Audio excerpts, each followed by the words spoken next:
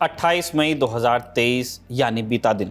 इस दिन पूरा देश दिल्ली में सिमट आया था। पिछले 24 घंटों में आपको टीवी पर दो तरह के विजुअल नजर आ रहे थे। पहले विजुअल थे संसद के। नई संसद का उद्घाटन कार्यक्रम हुआ। हिंदू धर्म रीति के हिसाब से प्रधानमंत्री नरेंद्र मोदी ने नई संसद का उद्घाटन किया। तमिलनाडु से आए संतों ने प्रधानमंत्री को सेंगोल सौंपा, आशीर्वाद दिया, जिसे स्पीकर की कुर्सी के बगल में स्थापित किया गया।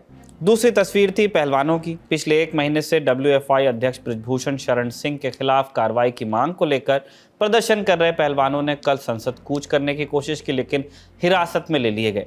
विजुअल्स आए जिसमें देश के लिए मेडल्स लाने वाले पहलवान दिल्ली पुलिस और अर्धसैनिक बलों से जूझते दिखे। पक्ष विपक्ष सबने अपनी सुविधा के हिसाब से दोनों तरह की तस्वीरों को शेयर किया, दोनों तस्वीरों पर टिप्पणी की। पिछले 24 घंटों में न्यूज़ चैनल्स, अखबारों और डिजिटल प्लेटफॉर्म्स के जरिए ये दोनों तस्वीरें आपके सामने से भी गुजरी होंगी, लेकिन देश केवल दिल्ली भर तो नहीं हो सकता। एक बेहद संवेदनशील राज्य है जो पिछले 24 घंटों से हिंसा की चपेट में है। गोलियां चल रही हैं, लोग मारे जा रहे हैं। तो आज दी ललन टॉप शो में सवाल ये कि आखिर मणिपुर में चल क्या रहा है। लगातार हो रही हिंसा, जान माल को नुकसान के बावजूद ये हिंसाग्रस्त राज्य पक्ष विपक्ष के एजेंडे में क्यों नहीं है, और पूर्वोत्तर को लेकर बड़े बड़े दावे करने वाली मोदी सरकार करीब एक महीने से चल रही हिंसा को अब तक क्यों नहीं रोक पाई है। इन सब सवालों के जवाब तलाशने की कोशिश करेंगे आज दी ललन टॉप शो में। नमस्कार, मेरा नाम है निखिल और आप देखना शुरू कर चुके हैं दी ललन टॉप शो। मणिपुर राज्य के कई इलाकों में एक बार फिर हिंसा भड़क गई है। इंडिया टुडे नॉर्थ ईस्ट की रिपोर्ट के मुताबिक मणिपुर के सीरस और सुगनु इलाके में 28 मई को ही हिंसक झड़पों में 5 लोगों की जान चली गई और 12 लोग गंभीर रूप से घायल हैं। मरने वालों में राज्य का एक पुलिसकर्मी भी शामिल है। वहीं इम्फाल में भीड़ ने भाजपा विधायक रघुमणि के घर में तोड़फोड़ की और 2 गाड़ियों में आग लगा दी। शुरुआती मीडिया रिपोर्ट्स ये आई कि हिंसा 2 समुदायों के बीच हो रही है, फिर खबरें आई कि 2 नहीं, एक ही समुदाय है। इसी धुन के संदर्भ में सूबे के मुख्यमंत्री एन बीरेंद्र सिंह ने एक प्रेस कॉन्फ्रेंस की। सीएम का दावा है कि हिंसा 2 समुदाय के बीच नहीं हुई, बल्कि कुकी उग्रवादियों और सुरक्षा बलों के बीच झड़पों के बाद शुरू हुई है। कुकी उग्रवादियों के पास M16 और AK-47 बंदूकें हैं। उन्होंने आम जनता पर हमले किए, लोगों के घर जला दिए। इसके बाद सुरक्षा बलों ने जवाबी कार्रवाई में कम से कम 33 उग्रवादियों को मारा है। ये सीएम की भाषा और सीएम का ही दावा है।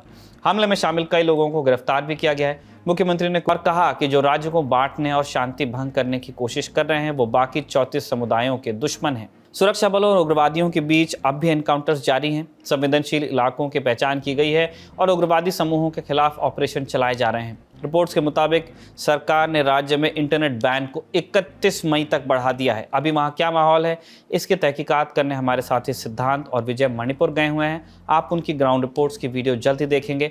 अभी के मुआयने के लिए हमने सिद्धांत से बात की, आप उन्हें सुन लीजिए। स्थिति है मणिपुर में फिलहाल?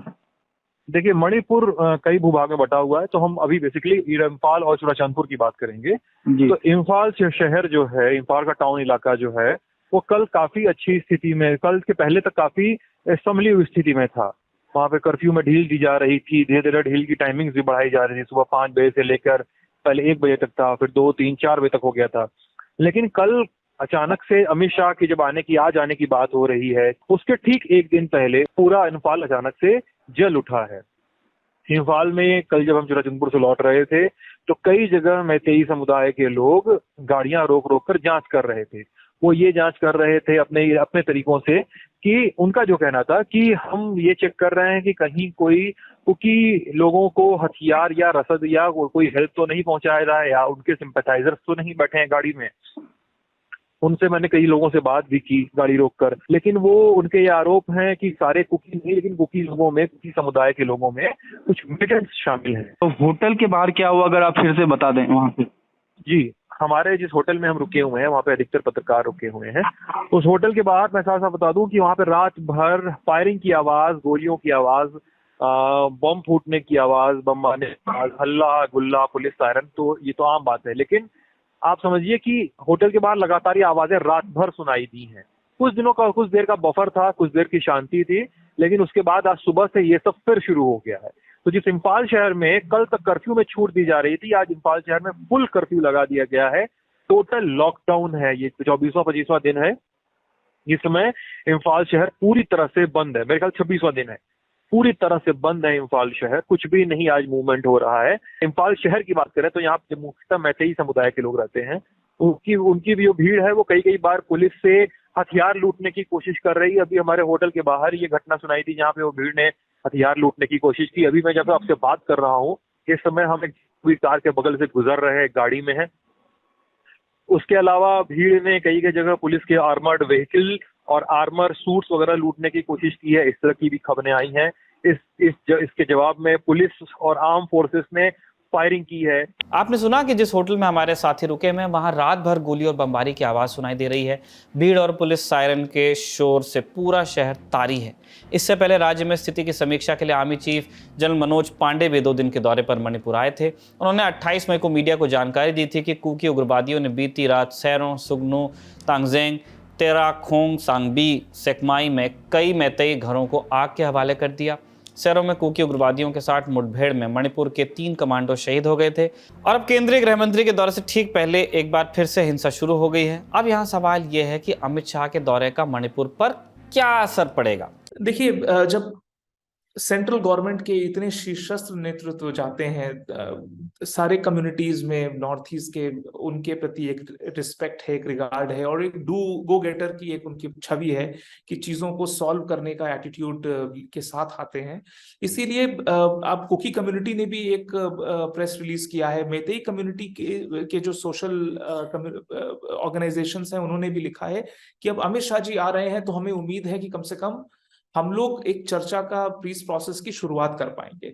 तो सबको ये उम्मीद है। सबसे पहले मुझे लगता है कि होम मिनिस्टर को दोनों पार्टीज के जो हथियारबंद लोग हैं, चाहे वो मिलिटेंट्स हों चाहे वो कॉमन जनता हो, इनसे वेपन्स को वापस लेने का सबसे पहला मुहिम चालू करना होगा। अगर वेपन्स पब्लिक के हाथ में रहे तो ये वायलेंस होती रहेगी। इसलिए एजेंडा नंबर 1 ये रहने वाला है। दूसरा एजेंडा रहेगा कि जितने कुकी मिलिटेंट हैं, जब तक कि वो वापस कैंप में नहीं आते और सस्पेंशन ऑफ ऑपरेशन को दोबारा शुरू नहीं किया जाता टेम्पररी पर्पस से, तब तक ये बातचीत आगे नहीं बढ़ेगी। क्योंकि सारे लोग जगह जगह पहाड़ों में जाके छुपे बैठे हैं और गुरिल्ला वॉरफेयर कर रहे हैं वहां से। तो मुझे ऐसा लगता है कि अमित शाह जी के जाने से एक सस्पेंशन ऑफ ऑपरेशन दोबारा से लागू किया जाएगा। मिलिटेंट्स को फोर्स किया जाएगा कि आप कैंप में आके रुकें और मेतेई को भी बोला जाएगा कम्युनिटी को कि जितने भी पुलिस से जबरन हथियार छीने गए हैं वो पहले वापस हो, उनकी अकाउंटिंग हो, तभी बातचीत आगे हो। तो ये दूसरा विषय है। तीसरा विषय मुझे जो लगता है वो इनिशिएट करेंगे, जो कि एक पॉलिटिकल प्रोसेस होगा जिसमें कि दोनों कम्युनिटी के कम्युनिटी लीडर्स को और पॉलिटिकल लीडर्स को साझा मंच पे लेकर आएंगे। चर्चा होगी, जो उन दोनों पक्षों की डिमांड है उनके बीच में एक कॉमन ग्राउंड क्या बनाया जा सकता है, उसके ऊपर चर्चा होगी। इंफाल में आईआरबी बटालियन कैंप से 1000 से ज्यादा हथियार और 10,000 राउंड से अधिक बुलेट्स लूट लिए गए। सोर्सेस के मुताबिक चुराचांदपुर में भी हथियारों की लूटपाट की घटना हुई है। आजाद भारत में हथियारों की इतनी बड़ी लूट, ये ज्यादातर ऑटोमेटिक हथियार हैं, हमें ध्यान नहीं आती है। इंडियन एक्सप्रेस में छपी खबर के मुताबिक राज्य सरकार के सलाहकार और सीआरपीएफ के पूर्व डीजी कुलदीप सिंह ने कहा, हम रिकवरी कर रहे हैं। अब तक हमने 456 हथियार और 6,670 राउंड्स बरामद भी कर लिए हैं। इनमें मेतेई और कुकी दोनों गुटों द्वारा लूटे गए हथियार शामिल है, मतलब दोनों पार्टी से कर रही हैं। राज्य में अभी भी कुछ तनाव है, लेकिन हमें उम्मीद है कि जल्द स्थिति सामान्य हो जाएगी। राज्य में बड़ी संख्या में लोग अब भी शरणार्थी कैंप्स में रहने को मजबूर हैं। लेटेस्ट आंकड़ा हमारे पास में 8 मई का है, उसमें कुछ बदलाव हो सकता है, लेकिन आपको एक अनुपात मिल जाएगा। 8 मई तक के 23,000 लोग मणिपुर में शरणार्थी कैंप्स में रहने को मजबूर थे। हमने आपको हिंसा की हालिया घटनाओं के बारे में बताया। अब थोड़ा सा पीछे चलते हैं और समझते हैं कि इस हिंसा के पीछे की वजह क्या है और इसकी शुरुआत कैसे हुई। सबसे पहले टकराव की वजह को समझ लेते हैं और इसके लिए मणिपुर की भौगोलिक और सामाजिक स्थिति को समझना आवश्यक है। भूगोल की किताब में मणिपुर को 2 हिस्सों में बांटा गया है, सेंट्रल वैली यानी घाटी और पहाड़ी इलाके। मणिपुर के 60 विधानसभा सीटों में से 40 घाटी में है, जो राजधानी इंफाल सहित 6 जिलों में फैली है। इंफाल वैली ही कहते हैं पूरे इलाके को, जबकि बाकी की 20 सीटें 10 पहाड़ी जिलों में फैली हुई हैं। घाटी राज्य के कुल क्षेत्र की महज 11% बैठती है क्षेत्रफल के हिसाब से, लेकिन 2011 की जनगणना के मुताबिक यहाँ राज्य की तकरीबन 57% आबादी बसती है, जिसमें मुख्यतः हिंदू बहुल मैतेई समुदाय का दबदबा है। वैसे बाकी धर्मों के लोग भी मैतेई होते हैं। पहाड़ी इलाके में राज्य की 88% से ज्यादा जमीन है और यहाँ करीब 43% ही आबादी की बसाहट है, जिसमें 33 से अधिक जनजातीय समूह हैं। हालांकि इसमें मुख्य 2 हैं, नागा और कुकी। नागा में भी कई जनजातियां और हैं। दोनों में ईसाइयों की बहुलता है, नागा में और कुकी में। मैतेई, नागा और कुकी तीनों समुदायों के बीच जातीय प्रतिद्वंद्विता का लंबा इतिहास है। मैतेई समुदाय मणिपुर का सबसे बड़ा समुदाय है, राज्य के शासन प्रशासन में प्रभावी है, विधानसभा की 60 में से 40 सीटों पर इनका दबदबा है। राज्य के सिस्टम को भी मैतेई समुदाय काफ़ी प्रभावी तरीके से कंट्रोल करता है क्योंकि HR वहीं से जा रहा है। लेकिन मैतेई के पास जनजातीय दर्जा नहीं है और इसका नुकसान इस तरह से उठाना पड़ रहा है कि मैतेई समुदाय के लोग सेंट्रल वैली में ही सिमट के रह गए हैं क्योंकि पहाड़ी इलाके रिजर्व हैं, ऐसा कानून बना हुआ है। वहां जमीन खरीदने का अधिकार केवल जनजातीय समूहों को ही है, सिर्फ ST को। यानी मैतेई समुदाय केवल राज्य के 11% इलाके में ही अपना कार्रवाई कर सकता है, वहीं पर सिमटे हुए हैं। जनजातीय समूह के लोग कहते हैं कि घाटी के लोगों ने राजनीतिक वर्चस्व के दम पर राज्य में विकास के काम हथिया लिए, अब उनकी नज़र जंगलों पर है, जबकि मैतेई समुदाय के लोग अपने लिए ST स्टेटस की मांग कर रहे हैं ताकि सेंट्रल वैली के अतिरिक्त राज्य के अन्य इलाकों में भी ये बस सकें। जमीन के अलावा दूसरा प्रश्न है रोजगार का। मणिपुर में खास उद्योग नहीं है, नहीं के बराबर हैं। खेती के लिए भूमि बेहद सीमित है। ऐसे में पक्की नौकरी का एक ही जरिया है सरकार। इन सरकारी नौकरियों में सूबे के सभी समुदायों की दिलचस्पी है। ऐसे में मैतेई जिन्हें ST आरक्षण नहीं मिलता, उनमें यह भावना पनप रही है कि नौकरियां उनके हाथ से चली जा रही हैं। यहाँ हम ये बात रेखांकित कर दें कि मणिपुर में जनजातीय तनाव को सिर्फ जमीन और रोजगार के चश्मे से देखना भूल होगी। मैदानों में बसे मैतेई और पहाड़ों में बसी कुकी नागा जनजातियां, दोनों के भीतर जातीय अस्मिता और पहचान का गहरा बोध है और दोनों समूह अपनी अपनी पहचान को लेकर आक्रामक भी हैं। उस पर किसी भी तरह का अतिक्रमण होते हुए देखते हैं तो बर्दाश्त नहीं करते। खैर, हाल के तनाव पर हम लौट जाते हैं। बीते दिनों मणिपुर हाईकोर्ट का एक फैसला आया। हाईकोर्ट ने आदेश दिया कि राज्य सरकार केंद्र सरकार से मैतेई समुदाय को ST स्टेटस दिलाने की सिफारिश करे, उसे दिखवाए। कोर्ट ने राज्य सरकार को आदेश प्राप्ति के 4 हफ्तों के भीतर कार्रवाई करने का निर्देश दिया था। इस फैसले ने मणिपुर का माहौल और गर्म कर दिया। जनजातीय समूहों में राज्य की N बीरेन सिंह की सरकार को लेकर पहले से ही नाराजगी थी। वजह थी राज्य में अफीम की खेती और जंगली इलाकों में अवैध अतिक्रमण के खिलाफ चल रहा अभियान। जनजातीय समूहों का दावा था कि कार्रवाई के नाम पर बेगुनाह लोगों को टारगेट किया जा रहा है। हाईकोर्ट के फैसले के बाद सरकार के खिलाफ जनजातीय समूहों का प्रदर्शन तेज हो गया। हिंसा की टाइमलाइन पर आ जाते हैं। हिंसा की पहली घटना रिपोर्ट हुई 27 अप्रैल की रात। तनाव इससे पहले था, हिंसा इस रोज हुई जब चुराचांदपुर जिले में अराजक भीड़ ने मुख्यमंत्री N बीरेन सिंह के कार्यक्रम स्थल पर तोड़फोड़ कर दी, आगजनी कर दी। इसके अगले दिन भी तोड़फोड़ और हिंसक घटनाएं हुई, जिसके बाद जिले में निषेधाज्ञा लागू कर दी गई और मोबाइल इंटरनेट सेवाएं बंद की गई। शहर के सभी प्रमुख चौराहों और बड़े इलाकों में भारी पुलिस बल तैनात किया गया। इन सब के बावजूद 28 अप्रैल की रात पुलिस और प्रदर्शनकारियों के बीच हिंसक झड़प की खबर आई। 29 अप्रैल को एक अज्ञात भीड़ ने चुराचांदपुर में एक सरकारी बिल्डिंग को आग लगा दी। इसके बाद 3 मई को छात्र संगठन all tribal students union of Manipur ATSUM ने 3 मई को आदिवासी एकजुटता मार्च का आह्वान किया। ये मार्च मैतेई समुदाय की ST कैटेगरी में शामिल होने की मांग के खिलाफ था। छात्र संगठन ने कहा कि मैतेई समुदाय की मांग जोर पकड़ रही है और घाटी के विधायक खुले तौर पर इसका समर्थन भी कर रहे हैं, इसलिए जनजातीय हितों की रक्षा के लिए कुछ करना होगा। मार्च के समर्थन में हजारों लोगों ने रैली निकाली। अलग अलग इलाकों में रैली निकाली गई। कई जगह रैली शांतिपूर्ण रही है और कुछ जगह इसने हिंसक रूप भी ले लिया। वैसे मणिपुर में कई जगह रैलीज और काउंटर रैलीज हुई हैं। एक इनका मोर्चा निकला है तो हमारा मोर्चा भी निकलेगा, उस तरह की बातें बहुत जगह हुई। हिंसा के बाद मणिपुर के 8 जिलों में कर्फ्यू लगा दिया गया और पूरे प्रदेश में इंटरनेट बंद कर दिया गया। 4 मई को हालात नियंत्रित करने के लिए सेना और अर्धसैनिक बलों को तैनात किया गया। 10,000 से अधिक हिंसा प्रभावित लोग सरकारी शिविरों में शरण लेने के लिए पहुंचे। एक रात में लगभग एयर रूट से ट्रूप्स को वहां पे डाला जा रहा था, इंसर्ट किया जा रहा था। राज्य सरकार की ओर से दी गई जानकारी के मुताबिक हिंसा में लगभग 60 नागरिकों की जान गई, 231 लोग घायल हुए और 1700 घर जला दिए गए। उग्रवादियों को देखते ही गोली मारने के आदेश दे देने पड़े। स्थिति इतनी खराब थी। इसके बाद मणिपुर के राज्यपाल ने हिंसा को नियंत्रित करने के लिए कई सीनियर IAS और IPS अधिकारियों को लगाया। राज्यपाल ने रिटायर्ड सीनियर IPS और CRPF के पूर्व DG कुलदीप सिंह को राज्य का सुरक्षा सलाहकार नियुक्त किया। स्थिति को नियंत्रित करने और राज्य में समान स्थिति लाने के लिए आशुतोष सिन्हा ADGP खुफिया को ओवरऑल ऑपरेशनल कमांडर नियुक्त किया गया। इसके अलावा मणिपुर के राज्यपाल ने भारतीय प्रशासनिक सेवा अधिकारी डॉक्टर विनीत जोशी को राज्य का नया मुख्य सचिव भी बना दिया। इस बीच एक चर्चा जोरों से चली कि केंद्र ने सूबे में अनुच्छेद 355 लगा दिया है और आपात शक्तियों का इस्तेमाल कर स्थिति को नियंत्रित करने का प्रयास किया जा रहा है और इसी कवायद के नतीजे में सुरक्षा सलाहकार की तैनाती हुई है, वो सेंटर के अपॉइंटी हैं। इस बाबत एक भाजपा विधायक ने ट्वीट भी किया था, जो कि उन्होंने बाद में डिलीट किया और मणिपुर पुलिस की ओर से स्वयं एक प्रेस कॉन्फ्रेंस में ये बात बताई गई थी, लेकिन बाद में जब आधिकारिक अधिसूचना खोजी गई तो वो कहीं मिली नहीं। इस आधार पर दावा किया गया कि अनुच्छेद 355 लगाया नहीं गया। 355 लगा या नहीं लगा, इस बात का महत्व इसलिए है कि केंद्र और राज्य में एक ही पार्टी की सरकार होते हुए अनुच्छेद 355 का इस्तेमाल एक बेहद दुर्लभ उदाहरण पेश कर रहा था। और साथ ही ये सवाल भी कि क्या स्थिति इतनी खराब हो गई है कि केंद्र को सीधे हस्तक्षेप करना पड़ रहा है जबकि उनकी ही पार्टी की सरकार है। फिलहाल स्थिति यही है कि अनुच्छेद 355 लगने की आधिकारिक अधिसूचना किसी के पास नहीं है, लेकिन इलाका राज्य शासन के नहीं केंद्र के नियंत्रण में है। इसका इशारा कई चीजें करती हैं। ज्यादातर बड़े ऐलान मुख्यमंत्री कार्यालय नहीं राज्यपाल के यहाँ से होते हैं। सूबे के सुरक्षा सलाहकार कुलदीप सिंह ने कई बार सीधे प्रेस को संबोधित भी किया है। सेना, असम राइफल्स और केंद्रीय अर्धसैनिक बल दिन रात ऑपरेशन कर रहे हैं। सेनाध्यक्ष जनरल पांडे इन्हीं सैनिक कार्रवाइयों और फौज की तैयारियों का जायजा लेने गए थे। केंद्रीय दखल का एक कारण अगर राज्य शासन की विफलता है तो इकबाल की कमी भी है। यह अब सर्वविदित है कि पहाड़ी जनजातियों और बीरेन सिंह प्रशासन के बीच संबंध बेहद नाजुक मोड़ पे है। एक तरह का ब्रेकडाउन नजर आ रहा है। ऐसे में केंद्रीय बल ही हैं जिनकी बात दोनों पक्ष सुन सकते हैं, वैली वाले भी और हिल ट्रैक्स वाले भी। ध्यान रहे, हमने सुन सकते हैं कहा है, सुन रहे हैं ऐसा कहने की वजह नहीं है, क्योंकि एनकाउंटर जारी है और बड़ी संख्या में लोग मारे भी जा रहे हैं। खुद सीएम के मुताबिक 15 मई को मणिपुर के 10 विधायकों ने केंद्रीय गृह मंत्री अमित शाह को चिट्ठी लिखी। ये सभी विधायक आदिवासी समुदाय से हैं। इन विधायकों ने केंद्र सरकार से आदिवासियों के लिए अलग राज्य की मांग कर दी है। विधायकों ने चिट्ठी में लिखा कि राज्य सरकार आदिवासियों की रक्षा करने में बुरी तरह विफल रही है।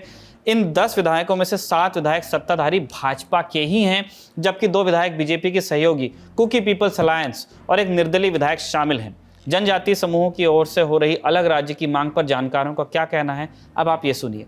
इसके बारे में देखिए अलग अलग सोच या ओपिनियन बन सकता है। एक है कि क्योंकि मणिपुर विधानसभा में 60 मेंबर्स है, 7 मेंबर्स है और कुकी विधानसभा मेंबर्स बस 10 लोग हैं। तो एक चीज है इन लोग का आवाज या इन लोग का ओपिनियन कितना वजन हो सकता है, ये एक दूसरा चीज है।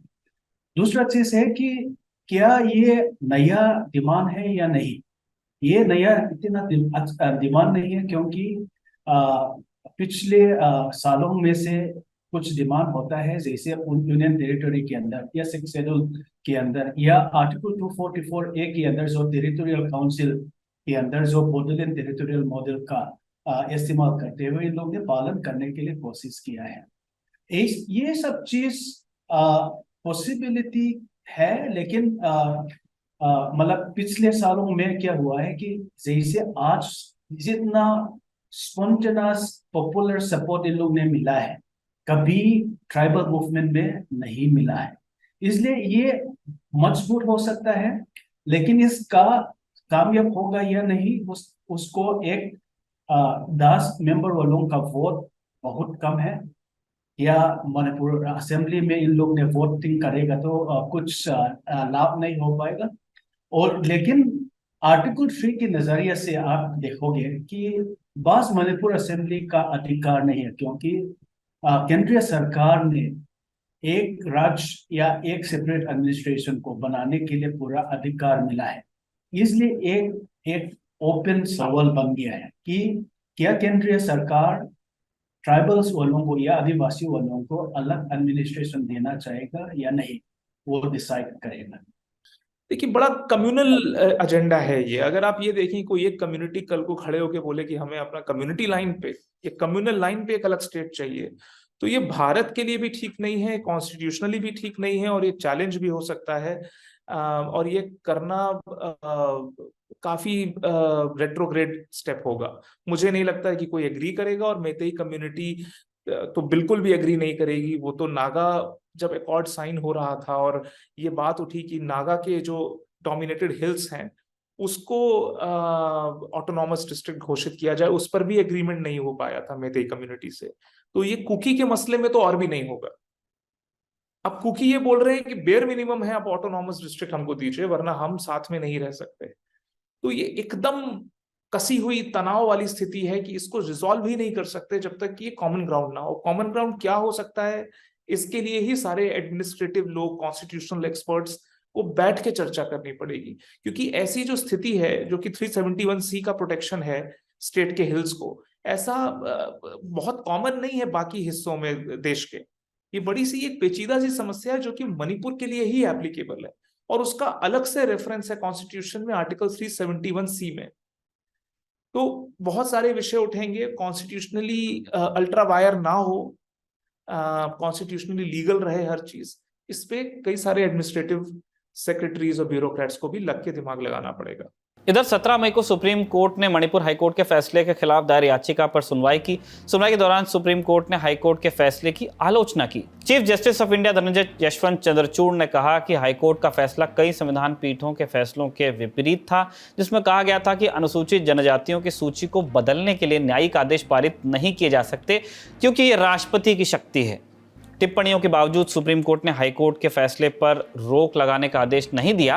हालांकि मणिपुर हाईकोर्ट के सिंगल बेंच के फैसले के खिलाफ बड़ी बेंच में अपील की गई है। इधर पूरे राज्य में सेना और अर्धसैनिक बलों के जवानों के तैनाती के बाद माहौल थोड़ा शांत हुआ, लेकिन तनाव बरकरार है। बीच बीच में हिंसा की छिटपुट घटनाएं हो रही हैं, लेकिन 20 मई के बाद से एक बार फिर हिंसक घटनाओं में तेजी से बढ़ोतरी देखने को मिली, जिसके बारे में हमने आपको शुरू में ही बताया। 24 मई पुलिस के मुताबिक विष्णुपुर जिले के मोइरांग शहर के कुछ गांव में हथियारबंद युवक घुसे। वहां के राज शिविरों में रह रहे शरणार्थी ये देखने के लिए बाहर निकले कि हो क्या रहा है।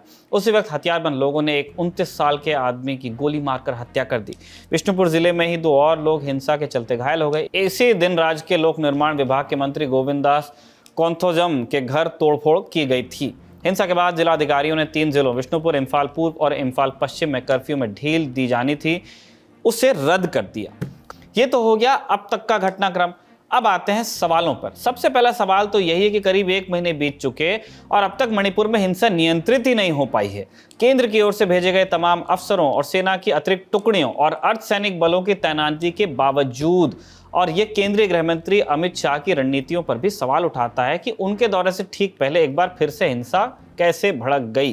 तरफ से तो मैं कहूँगा कि कहीं ना कहीं इंटेलिजेंस फेलियर हुए हैं। अब इंटेलिजेंस फेलियर एक जेन्युइन होता है और एक डेलिबरेट होता है। यहाँ पे मैं यहाँ बैठ के टिप्पणी करना उचित नहीं है, लेकिन जितना समझ मुझे है मणिपुर के बारे में, जितना समझ है, एक तरह से अंदरूनी सैबोटेज होने की एक आशंका है वहाँ पे। लेकिन ये बात भी ध्यान में रखना चाहिए कि मणिपुर एक हिल और प्लेन के बीच में से एक स्टेट है। वहाँ पे जो सेंसिटिविटी है, एथनिक कॉन्फ्लिक्ट की जो सेंसिटिविटी है, वो बहुत नाजुक है। वहाँ पे एक आर्म फोर्सेस की डायरेक्ट ऑपरेशंस करना भी मुश्किल है। पुलिस या जो भी वहाँ के लोकल एडमिनिस्ट्रेशन है, उनमें 2 तरह के लोग हैं, कुकीज़ भी है, नागाज़ भी है, मेतेज़ भी है। उनके बीच में भी तनाव है। जैसे स्टेट डीजीपी जो इंचार्ज है, पुलिस फोर्स के हेड है डीजीपी, वो कुकी है। उनके ऊपर एक सलाहकार रखा गया है जब से ये घटना हुई। तो ये मैं नहीं कह रहा हूँ, मैं कोई सवाल नहीं उठा रहा हूँ उनके इंटीग्रिटी पे या किसी भी पुलिस ऑफिसर्स के, लेकिन हर एक इंसान को, एक जर्नलिस्ट से लेके एक एकेडमिशियन से लेके हर एक को कुछ बोलने में, कुछ करने में, या एक बात का ध्यान रखना पड़ता है कि अपने कम्युनिटी में के किसी को ऑफेंड ना करे, क्योंकि वहाँ पे एक डिवीज़न हुआ है, इंडियन वर्सेस इंडियन। मेते भी इंडियन है, कुकीज़ भी इंडियन है, नागाज़ भी इंडियन है। यहाँ पे नागाज़ का कोई इन्वॉल्वमेंट अभी तक है नहीं। तो ये जो कॉन्फ्लिक्ट हुआ है 2 कम्युनिटी के बीच में, तो हर एक को बहुत ध्यान से कदम रखना पड़ रहा है। तो इसलिए बहुत हद तक क्या होता है, ऐसे सिचुएशन को सिर्फ फोर्स से रोक पाना मुश्किल है। जब तक एक बातचीत की इन्वायरमेंट शुरू नहीं होंगे तो, और पहले ही मैंने जिक्र किया कि बहुत सारे वेस्टेड इंटरेस्ट ग्रुप्स हैं जो इनको ट्रिगर करने की कोशिश में लगे हुए हैं, तो थोड़ा टाइम लगेगा इसको संभालने में। लेकिन डेलिबरेट हो या जेन्युइन हो, इंटेलिजेंस फेलियर और एडमिनिस्ट्रेशन की रीचिंग आउट में, उसमें बहुत सारे और फैक्टर्स हो सकते हैं, जैसे कम्युनिकेशन का इश्यूज़ है। मणिपुर एक हिल और, जैसे मैंने कहा, और प्लेन का एक मिक्स है। वहाँ पे बहुत आसानी से एक जगह से दूसरे जगह तक जाना, अभी भी बहुत सारे जगहों पे रोड्स और बाकी इंफ्रास्ट्रक्चर में बहुत कमियां हैं।